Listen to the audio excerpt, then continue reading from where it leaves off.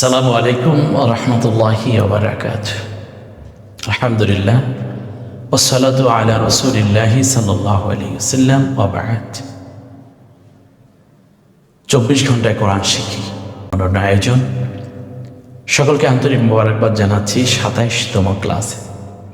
সম্মানিত ভাই বোন, কোরআনের বিষয়টাকে আমরা যখন পড়ি তখনই প্রথমে আসে কয়টা সূরা মুখস্থ করতে পারলাম, কিন্তু এই যে কয়টি সূরা মুখস্থ হচ্ছে তা কিন্তু কোরআন থেকেই করা হচ্ছে, অথচ সরাসরি কোরআন তিলাওয়াত না এর মাধ্যমে দেখে দেখে ওই সূরাগুলো মুখস্থ না করার কারণে কোনো দিন তারা নামাজ শুদ্ধ হলো না। আমাদের মক্তবগুলোতে গেলে প্রথমে কিছু সূরা শিখতে দেওয়া হয়, দোয়া কালাম, তাশাহুদ, আত্তাহিয়াত, এগুলো দুরূদ শরীফ, সালাম, কালাম ইত্যাদি। তারপরে দেয়া হয় কায়দা, তারপরে কোরআনের সবক। অথচ প্রথমে আপনি যে সূরাগুলো পড়লেন সেগুলো তো কোরআন থেকেই পড়লেন। তাহলে প্রথমে কেন কোরআন তিলাওয়াতের মাধ্যমে কোরআন দেখে দেখে সূরাগুলো মুখস্থ করা হলো না? এই যে একটা ভুল হয়ে গেল। জীবনে সে কোরআন আর যদি না পড়তে পারে তাহলে ওই যে কয়টা সূরা দিয়ে নামাজ পড়ছে, সালাত আদায় করছে, তা কিন্তু তার ভুলই রয়ে গেল। তখনই হয়তো বা কেউ চিন্তা করে আমি একটু চিল্লা দেব, না, কোনো দিন আর শুদ্ধ করা সম্ভব হয়ে ওঠে না। কিংবা আমি একটু তালিমি জলসায় বসবো, না, কোনো দিন আর শুদ্ধ হওয়া সম্ভব হয় না। আপনি প্রথম যে কাজটি করবেন সেটাই হচ্ছে আপনি প্রথমেই আলিফ বা তা ফা শিখে এই পদ্ধতিটুকু আপনি একটু ফলো করুন। মাত্র 28টা ক্লাস, আপনি দেখুন আপনি কোরআন শিখতে পারছেন। আমাদের কত ভাই বোন কোরআন শিখতে পারছেন না। আল্লাহ তাআলা কোরআনের মধ্যে বলেছেন, যারা কোরআনের ব্যাপারে এমন উদাসীন হয়ে যাবে যে কোরআন পড়বে না, তাদের ব্যাপারে কিয়ামতের দিনে আল্লাহর নবী আল্লাহর কাছে মামলা দায়ের করবেন। সূরা ফুরকানের 30 নম্বর আয়াতে আল্লাহ রাব্বুল আলামিন বলছেন, ওয়াকালার রাসূলু ইয়া রাব্বি ইন্না কওমি ইত্তাখাযু হাযাল কুরআনা মাহজুরা। যে আল্লাহ তাআলা এই ব্যক্তি জীবনে অনেক কিছু শিখেছে কিন্তু কোরআন শিখে নাই, অতএব তুমি তার বিচার করো। আমি তোমার কাছে অভিযোগ দায়ের করলাম। নবীর অভিযোগ, নবীর মামলা মোকাবেলা করার শক্তি আমাদের কারোরই থাকবে না কিয়ামতের ময়দানে। আল্লাহ তাআলা বলবেন, আনতা হাবাতা আমালুহুম, আমি সাথে সাথে তাদের আমলগুলো বাদ করে দেব। হাল ইউজজাউনা ইল্লা মা কানু ইয়ামালুন, আমি যদি কারো আমল বাদ করে দিই তাকে সওয়াব দেওয়ার কেউ কি আছে? এবং আল্লাহ স্পষ্ট বলেছেন সূরা কাহাফের 105 নম্বর আয়াতে, ফালা নুকিমু লাহুম ইয়াউমাল কিয়ামাতি ওয়াজনা, যারা কোরআন পড়েনি, কোরআন বুঝেনি, কোরআনের সাথে নিজের জীবনকে মিলিয়ে আত্মগঠন করেনি, আমি আল্লাহ রাব্বুল আলামিন তাদের এই কোরআন বিমুখতার কারণে কিয়ামতের দিন কোনো ন্যাক আমল মিজানের পাল্লায় দিয়ে মাপবই না, বিনা হিসাবে তারা জাহান্নামে চলে যাবে। নাউযুবিল্লাহি মিন যালিক। আমরা ওই জায়গাটিতে কাজ করেছি। আপনি নিজে কোরআন শিখুন, অন্যকেও দুনিয়ার শ্রেষ্ঠ হাদিয়া কোরআন শিক্ষার এই ক্লাসগুলো গিফট করুন। আপনি হয়তোবা অল্প কিছু টাকা যাবে, কিন্তু আপনি পেয়ে যাচ্ছেন বিশাল সদগায়ে জারিয়ার অনন্ত সওয়াব। আসুন আমরা সেই জায়গাটিতে আজকে 27তম ক্লাসে আপনাদেরকে নিয়ে যেতে চাই। সম্মানিত ভাই বোন, আসুন আজকে ক্লাসে রয়েছে কোরআন তিলাওয়াত। আসুন আমরা কি তিলাওয়াত করব? সূরা হাশরের শেষ 3 আয়াত। রাসূল সাল্লাল্লাহু আলাইহি ওয়াসাল্লাম বলেছেন, কেউ যদি ফজর সালাতের পরে সূরা হাশরের শেষ 3 আয়াত তিলাওয়াত করে তাহলে তার জন্য 60,000 রহমতের ফেরেশতা মাগরিব পর্যন্ত দোয়া করতে থাকে। আর যদি সে মাগরিবের পরে এই 3 আয়াত তিলাওয়াত করে তাহলে ফজর পর্যন্ত 60,000 রহমতের ফেরেশতা তার জন্য দোয়া করতে থাকে। কি চমৎকার এক সওয়াবপূর্ণ এই তিলাওয়াত আমরা এখানে। পৃথিবীর সবচেয়ে বড় ফাজাইলের কিতাবের নাম তো কোরআন, যার প্রতিটা অক্ষর পড়লে কমপক্ষে 10 নেকি। আমল করুন 70 গুণ। আর যদি আপনি বেশি করে এটাকে আন্তরিকতার সাথে নিজের জীবনের পাথেয় বানিয়ে নেন, ব্যাস অগণিত সওয়াব। আল্লাহু ইউদাইফু লিমান ইয়াশাউ বিগাইরি হিসাব। অনন্ত সওয়াবের অধিকারী আপনি হয়ে যেতে পারেন, আমি হতে পারি। আসুন কোরআনই হোক আমাদের জীবন, কোরআনই হোক আমাদের একমাত্র পাথেয়। এদিকে লক্ষ্য রেখে আজকে আমরা সূরা হাশরের শেষ 3 আয়াত তিলাওয়াতের জন্য প্রস্তুতি নিলাম। আলহামদুলিল্লাহ, ইতিমধ্যে চলে এসেছি। হু ওয়া, এটা হকে রস্যকার, ওয়াকে জবর, হুয়া। ওয়া থেকে লকে চলে আসুন, হুয়াল্লাহু, এটা তো আল্লাহ। ওয়া থেকে আলিফের দিকে আসার কারণে জবরের পরে আলিফ শব্দের তাসদীদ যুক্ত লাম, ওয়াল্লাহ, জবর হওয়ার কারণে আমরা পোর করে পড়ব ওয়াল্লাহুল্লাযী। হু থেকে লকে চলে আসুন, এই হু থেকে লয়ের কাছে, আলিফে কিছু নাই, আমারও কোনো চিন্তা নেই। হুয়াল্লাহুল্লাযী, হুল্লাযী, না, এখানে লামটা দুইবার উচ্চারিত হবে। হুল একবার, আল্লাহকে জবর সহ লা একবার, হুল্লাযী। জেরের পরে ইয়া সাকিন, এক আলিফ টেনে বলবো। হুয়াল্লাহুল্লাযী লা ইলাহা ইল্লা, ইল্লা, ওকে রস্যিকা দিলে ই। আমরা তো বলেছি তিনটে অক্ষর আলিফ, হামজা এবং আইন, যে হরফগুলোকে জের জবর পেশ, জের ই এর মতো কাজ করে, আমরা এখানে ই বলে দেব। জবর আকারের কাজ করে, যদি এই তিনটে অক্ষরে জবরে তাহলে আই বলে দেব, আর যদি পেশ হয় তখন আমরা উ বলে দেব। শেষ, পেশ উ এর মতো কাজ করে, রস্যকার। ইল্লা, ইল্লা হু, হুয়া, আমরা এখানে থামলে শুধুমাত্র হু বললেই হয়ে যাবে।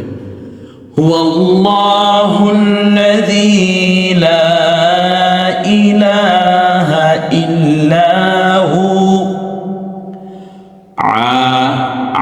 ওই তিন অক্ষর জবরে তো আয়ের মতো কাজ করে, জবর হওয়ার কারণে নিজেই হয়ে গেছে, ওই পানির মতো, যে কালার দেয়া হবে সেই কালারই ধারণ করবে। গলায় চাপ দিয়ে লকে রস্যিকার, মকে রস্যকার, লিমু, আলিমু, মুর পরে আলিফ, কিছু নাই, আমার কোনো চিন্তা নাই। মু থেকে শুধু লয়ের কাছে চলে যাব, মুল, আলিমুল, গকে আকার দেই রস্যই, গয়, বকে রস্যিকার, বি, আলিমুল গায়বি। ওয়াশা, ওয়াশ, ওয়াশ, আলিফে কিছু নাই, ওয়া থেকে শুধু শয়ের কাছে আসুন, ওয়াশ, তাহলে হয়ে গেল একবারের কাজ। শকে আবার জবর আছে সা, ওয়াশ সা, হা তা তি। যদি আমরা গোল তা থাকে শেষে এবং যদি থামার জায়গা হয় তাহলে সেটাকে গোল হা পড়ে ফেলতে হয়। ওয়াশাহাদা, হুয়া, হুয়ার, আর যদি শাহাদাতি পড়ি তাহলে হুয়ার রাহ, শাহাদাতির পরে হুয়ার রাহ। ওয়াশাহাদাতি হুয়ার রাহমানু, অথবা এখানে থামলে শুধু হা পড়বো, হুয়ার রাহমানুর রাহিম, হুয়ার রাহমানুর রাহিম। ওয়াশহাদাতি হুয়ার রাহমানুর রাহিম। হুয়াল্লাহুল্লাযী লা ইলাহা, লাতে তিন আলিফ টানবো, ইল্লা, ইল্লা, ইতে রস্যিকার ই এর মতো কাজ করে, আমরা আলিফ আইন হামজা, এতে জের দিলে ই হয়ে যায়, জবর দিলে আ হয়ে যায়, পেশ দিলে উ হয়ে যায়, অতএব জের দিলে ই হয়ে গেছে, এখানেও ই হয়েছে। ইল্লা হুয়া, থামলে হু, আল, ওকে আকার দিলে আ, ওই যে জবরে আকারের কাজ করে, ওই তিন অক্ষরে জবর দিলে আই হবে, জের দিলে ই হবে, পেশ দিলে উ হবে। তাহলে হলো আল, মকে আকার, লয়রস্যি কয়রস্যু, মা লি কু, কুর পরে শুধু ল, আলিফি কিছু নাই, আমারও কোনো চিন্তা নেই। কুল, কুদ্দু, কুদ্দু, ককে রস্যুকার দিয়ে শুধু দ বলেন, কপের সাথে একবার দ বলেন, কুদ, তারপর দকে আবার পেশ দু, কুদ্দু, অর্থাৎ ডুয়েল বেবির মতো না, একবার হলো জজমের মতো আসবে আর একবার যে হরফ আছে সেটা থাকবে। তাহলে কুদ দু, একই গর্ভের মধ্যে দুটি সন্তান, অ্যাটলিস্ট দাও দুইবার উচ্চারণ হবে, তাসদিদ যেভাবে আমি শিখিয়েছি মনে তো আছে অবশ্যই। তাহলে কু, কু পর্যন্ত আপনি বলেন, তারপর শুধু দ বলেন একবার কুদ, তারপর দকে আবার পেশ দিয়ে বলেন দু, কুদ দু, কুদ্দু, একালিপ টানবো কারণ পেশের পরে ওয়াও সাকিন। কুদ্দুসু, সু থেকে আলিফ নামে কিছু নাই, আমারও কোনো চিন্তা নেই। সু থেকে এই ছয়ের কাছে আসবো, সুস, সুস সা। তাহলে এই সু থেকে একবার শুধু স বলি, সুস, আবার ছয়ের উপর জবর আছে সা, তো দুইবার এই উচ্চারণটা হলো। এখানে এই সিন আর এখানে আছে দুইটা সিন, পরপর তিনটা সিন কিন্তু আমি পেলাম। আলিফ লামে কিছু নাই, আমারও কোনো চিন্তা নাই। সুসালামু, সালামু, মুর পরে আলিফে কিছু নাই, শুধু ল, মুল, মু, মু, হামদাটা ছাকিন একটু ধাক্কা খাবে গলার মধ্যে, যেন মু, মি নো, মুমিনুল, নূর পরে ল, মু হাই, হকে আকার রসই হাই, মি নু, নূর পরে আলিফে কিছু নাই, শুধু ল, নুল, মুহাইমিনুল আজি, ওই তিন অক্ষর আ পেশ দিলে আয়ের মতো হয়ে যায়, একটু গলায় চাপ দিয়ে বলতে হবে, কালো মাথা আই, আ জি ঝুল, জাব্বারু, যা এটা জিম তো জবর দিয়ে যা, জকে আকার, তাহলে জব, জাব, জাব বা, জাব বা, তাহলে যার সাথে একবার ব মিলবে জাব, আবার বকে আকার বা, জাব বা, রুল, মুতাকাব্বিরু, কাপ, কাপ, ককে আকার শুধু ব, কাব, আবার বকে জের বি, কাব্বি, এখানে দুইটা ব আছে, একটা ব হইল জজমের মতো আর একটা হইল জের, তাহলে কাব্বি, তাসদিদ তো এই কাজটাই করে, অর্থাৎ এখানে দুইটা ব আছে, কর সাথে একবার মিলে বলেন ব, মিলে কি হয় কাব, আবার বকে জের বি, কাব বি রু, সুব, সুব হানা, সুব হানা, হানাল্লাহি আম্মা, আ, আইনকে গলায় চাপ দিয়ে জবর দিয়ে আ হয়ে যাবে, আ, ওই তিন অক্ষর আ, তারপর শুধু ম, আইনের সাথে মিম একবার পড়েন, আম, আবার মকে আকার মা, আম্মা, ইউস, ইয়ের উপর পেশ ইউ, তারপর শুধু স, ইউস, রকে রস্যিকার রি, ককে রস্যুকার রু, কু, পেশের পরে ওয়াও সাকিন একালিপ টেনে বলো, কু, নকে আকার না, কু না, যে থামি তাহলে কুন, আম্মা ইউশরিকুন।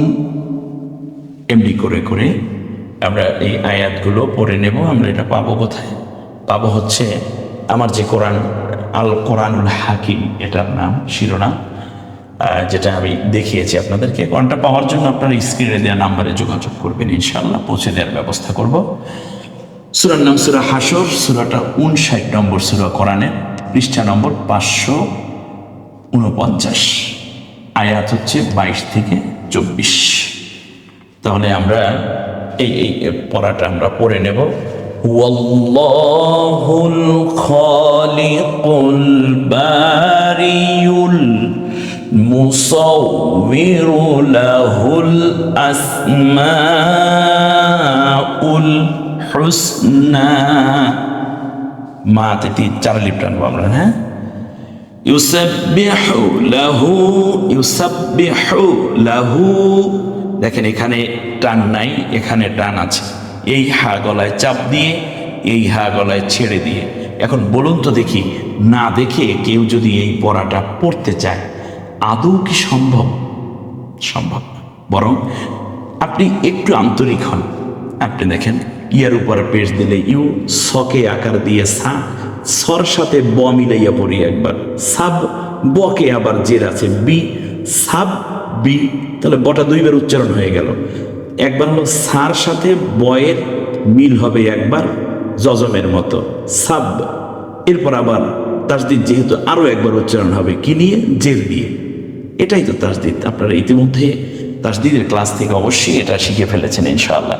তাহলে সাব বি হু, আপনি আগে যে পড়েছেন ওই চিন্তাটা মাথায় আইনেন না, তাহলে আর পারবেন না। আমি কালকের ক্লাস বলতে জাস্ট 28তম ক্লাসে আমি একটু দেখাবো যে ওখানে কি জটিলতাটা আছে জজমে ইনশাআল্লাহ।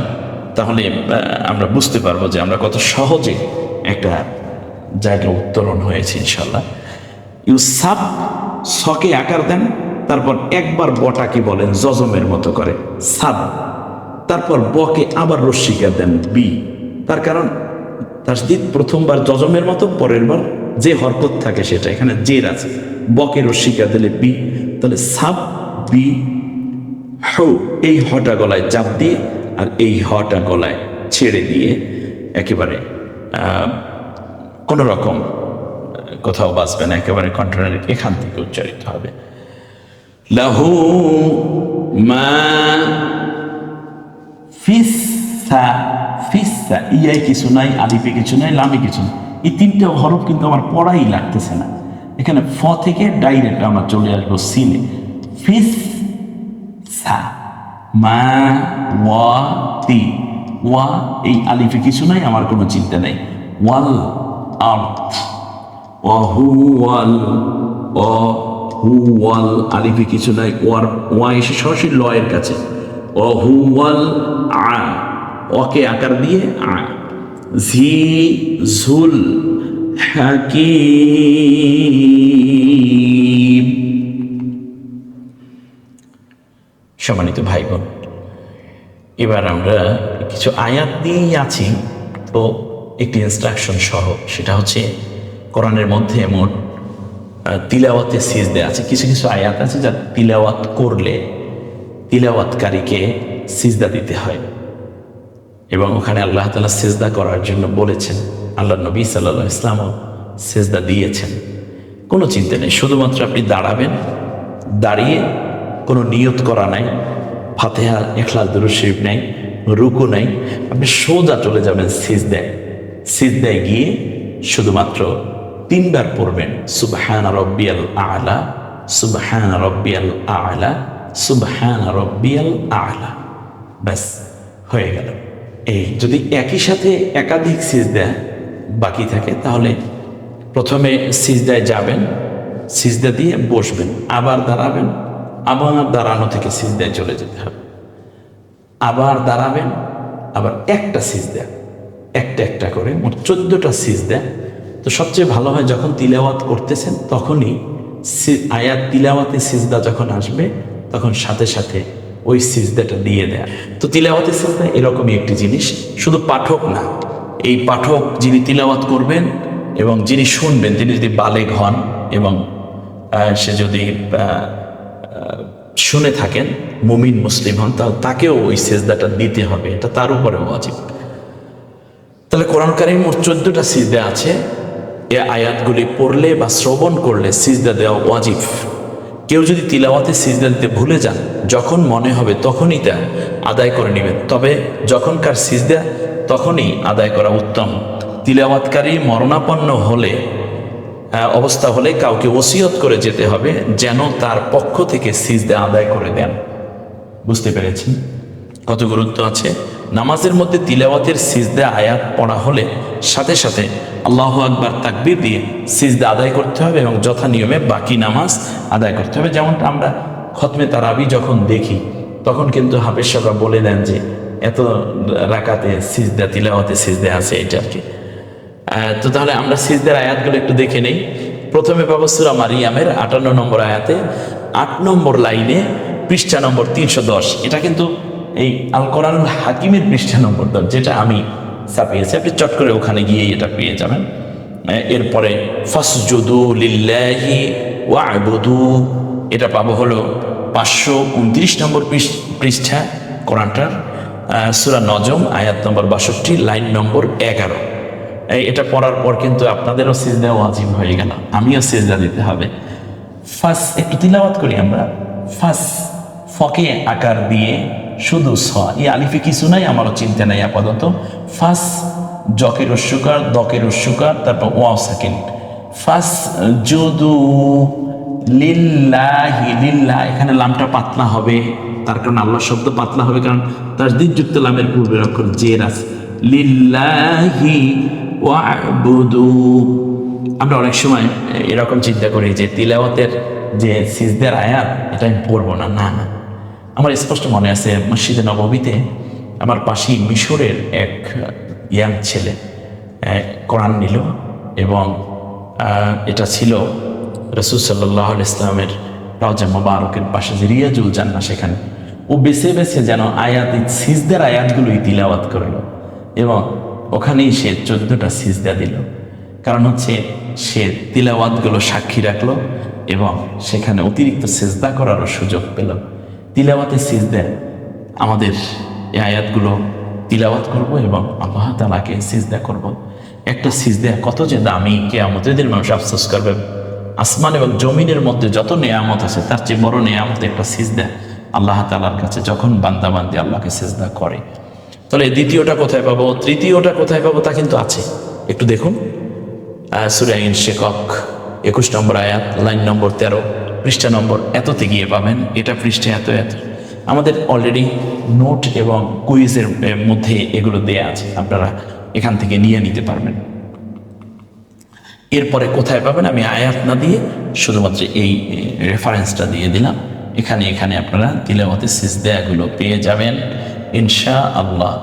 সম্মানিত ভাই বোন, দেখুন আরও কিছু সিজদা এখানে আছে, আমরা এই জায়গাগুলো সুন্দর করে দেখে নিতে পারলাম। আল্লাহ আমাদের সবাইকে তৌফিক দিন যেন কোরআনের সাথে থাকতে পারি। আল্লাহ কবুল করুন, এবং যথারীতি পরবর্তী ক্লাসে আবার দেখা হবে আপনাদের সাথে ইনশাআল্লাহ। আল্লাহ সকলকে সুস্থতার সাথে রাখুন, কোরআনের সাথে রাখুন। আপনি চেষ্টা করতে থাকেন তিলাওয়াত, এখন থেকে তিলাওয়াত তিলাওয়াত তিলাওয়াত, এই কষ্ট করে করে সারা দিন বসে 2টা আয়াত তিলাওয়াত করে ফেলেন, নীরবে নিবৃত্তে সময় পেলি। আল্লাহ আমাদের সকলকে কবুল করুন কোরআনের জন্য। মেহনতগুলো, শ্রমগুলো, মেধা লেগে থাকুক কোরআনের জন্য। এর বরকতে আল্লাহ আমাদেরকে দুনিয়ায় শান্তিতে রাখুন, আখিরাতে জান্নাত লাভের তৌফিক দান করুন। আমিন। আসসালামু আলাইকুম ওয়া রাহমাতুল্লাহি ওয়া বারাকাতুহু।